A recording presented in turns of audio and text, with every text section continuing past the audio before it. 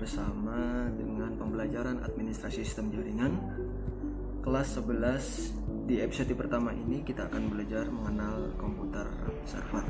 Tetapi sebelum kita mulai, mari kita berdoa terlebih dahulu supaya diberikan kelancaran dan kemudahan ketika mempelajari materi ini. Berdoa dimulai.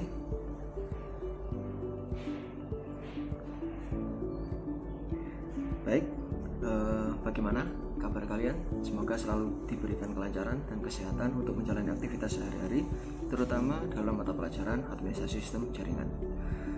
Oke, kemarin kita sudah belajar beberapa hal terkait dengan server. Nah, sekarang di sini saya hanya akan melakukan refleksi saja. Kita akan membahas beberapa hal terkait dengan server, yang mana nantinya kita akan mempelajari bagaimana cara instalasi sistem operasi server. Oke, baik, kita langsung saja.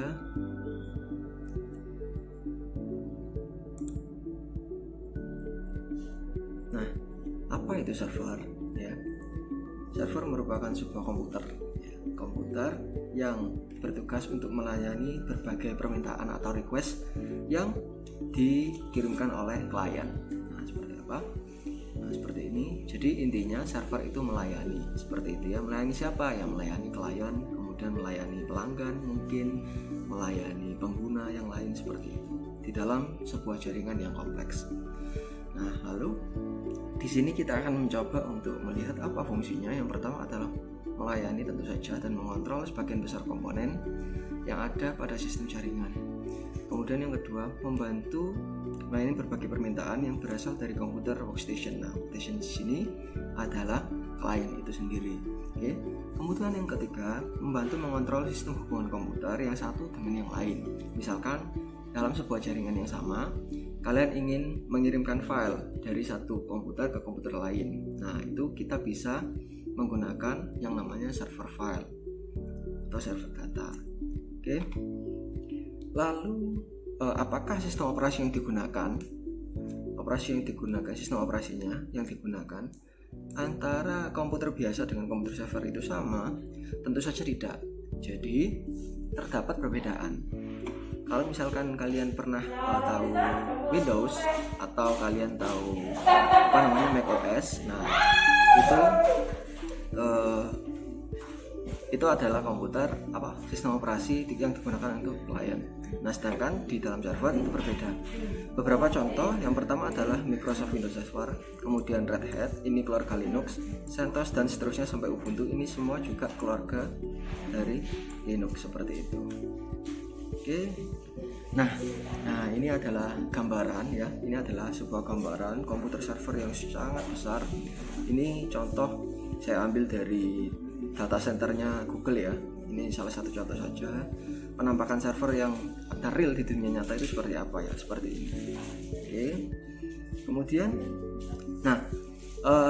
karena server itu sifatnya melayani, maka di dalamnya itu ada banyak aplikasi ya. Ada banyak hal yang bisa dilakukan oleh si server ini. Salah satu contohnya di sini ada DHCP server. Kalau misalkan kalian pernah ke WiFi area atau warung kopi yang ada WiFi-nya, nah di situ ada sebuah router. Router itu juga memiliki fungsi, salah satunya adalah untuk DHCP server, yaitu untuk melakukan konfigurasi secara otomatis terhadap alamat IP yang diminta oleh si klien. Nah, jadi dia nggak perlu mengetik alamat IP-nya lagi. Nah, jadi secara otomatis dia akan diberikan alamat IP oleh si access point. Kemudian yang kedua, web server. Nah, ini pasti setiap hari kalian pernah menggunakan si web server ini. Misalkan kalian ingin belajar kalian ketik cara memasak mie instan di dalam Google. Nah, yang bekerja adalah web server. Nah, seperti itu. Mail server apa ya? Sama, ada Gmail, Yahoo Mail dan seterusnya. Atau kalian mau bikin mail server sendiri di jaringan kalian, itu juga bisa. Yang terakhir, database server. Nah, ini beberapa contoh layanan yang dapat disediakan oleh si server itu. Nah, oke. Nah, ini ya, ada web server, kemudian ada mail server, ada DHCP server, dan banyak lainnya yang lain. Misalkan ada remote server, kemudian ada game server. Misalkan kalian pernah main ML atau main PUBG, nah dia juga kalian pasti membahas tentang ini servernya masih lemot dan lain sebagainya. Itu juga salah satu penerapan dari si server itu. Nah, ini ada sebuah gambar, ini gambar saja ya. Katakanlah ini sebuah jaringan yang di dalamnya ada banyak sekali kliennya, ada PS, ada laptop, ini ada laptop ya, ada komputer, ada tablet, HP dan lain sebagainya. Nah, mereka itu berkomunikasi untuk mendapatkan apa yang mereka mau, misalkan data, mereka menghubungi si server ini. Kalau data ya minta data, nanti servernya kasih data ke sini seperti itu. Kalau DHCP ya berarti dia minta request untuk diberikan alamat IP seperti itu. Oke, nah contoh penggunaan server yang real ya, yang di dunia nyata, cloud file server. Misalkan kalian pasti pernah punya yang namanya Google Drive, game server ini seperti contohnya ya, ada ML, kemudian ada PUBG, banyak sekali. Tentunya dalam skala yang amat besar karena kliennya kan sangat banyak. Server web sekolah ada, pasti ada. Server ujian berbasis komputer. Nah, ini misalkan kalian pernah PTS atau PAS ya, PAS atau PTS, kalian menggunakan HP untuk mengakses si server. Nah, itu juga salah satu penerapan dari si server ini. Jadi kalian meminta request soal, nah nanti si server kasih soal ke kalian. Nah, kemudian kalian mengirimkan lagi ke server, jawabannya apa? Jawabannya A, B, C dan seterusnya. Nanti si server akan merecord atau akan mengkalkulasi, oh si A nilainya sekian, si B nilainya sekian. Itu semuanya adalah tugas dari si komputer server seperti itu. Lanjut. Nah, itu tadi sekilas saja terkait dengan server. Nah, sekarang di pertemuan yang akan datang kita akan mencoba untuk belajar melakukan instalasi sistem operasi server. Baiklah, mohon maaf tadi ada sedikit gangguan.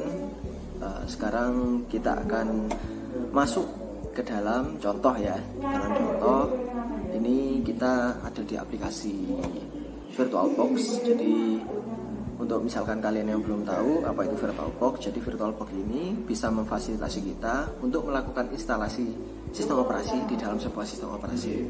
Jadi kita bisa semacam menginstal Windows di dalam Windows. Nah, seperti apa?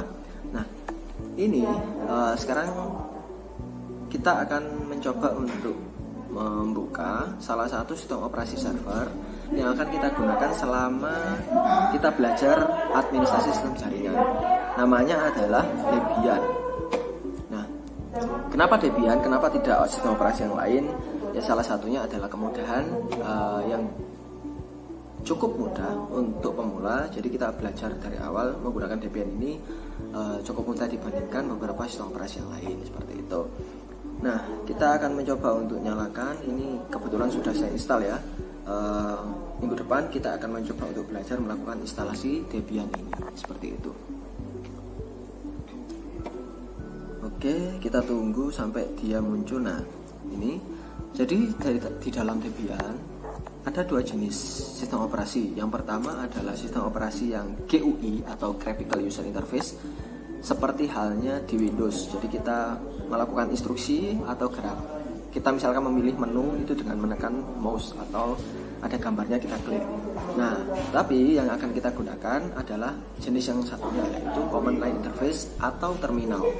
Nah, seperti ini adalah jenis sistem operasi Command Line Interface atau terminal.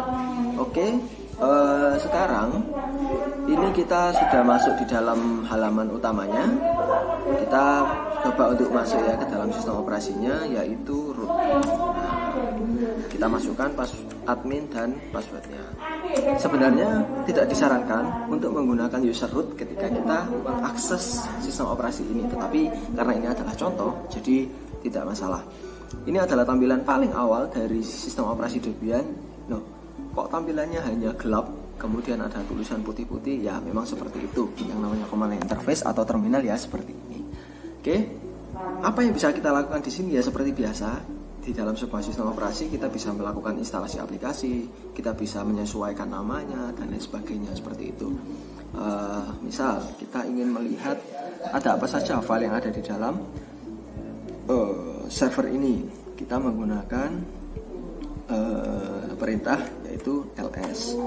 Nah, karena di sini tidak pindah ke folder di atasnya atau folder sebelumnya dengan menggunakan perintah cd.2 seperti ini. Kemudian kita ada banyak folder dan file yang ditampilkan. Itu semua sama seperti ketika kalian misalkan di Windows ya, itu ada di partisi D atau C. Di dalam C seperti ini ya contoh. Nah, seperti ini kita akan lihat. Nah, sama halnya seperti ini. Nah, di dalam sini ini kan ada banyak folder juga kan. Ada user, ada Windows dan seterusnya. Sama halnya seperti yang ada di sini. Ada user juga. Nah, tetapi bedanya di user ini masuk di dalam folder home. Nah, seperti itu. Oke. Ini sekilas saja tentang Debian. Berikutnya kita akan mencoba untuk melakukan instalasi ya, tetapi minggu yang akan datang kita akan melakukan instalasi. Jadi saya harap kalian memperhatikan video yang singkat ini dan semoga nantinya kalian terbiasa menggunakan interface yang berbeda dibandingkan dengan yang kalian gunakan biasanya, yaitu sistem command line interface atau terminal. Oke, kita matikan dengan menggunakan perintah shutdown. Oke, lalu sudah selesai, dia sudah mati seperti ini. Oke, cukup sekian. Nanti saya akan bagikan beberapa tugas yang harus kalian selesaikan. Selamat mengerjakan dan sampai jumpa di pertemuan yang akan datang. Assalamualaikum warahmatullahi wabarakatuh.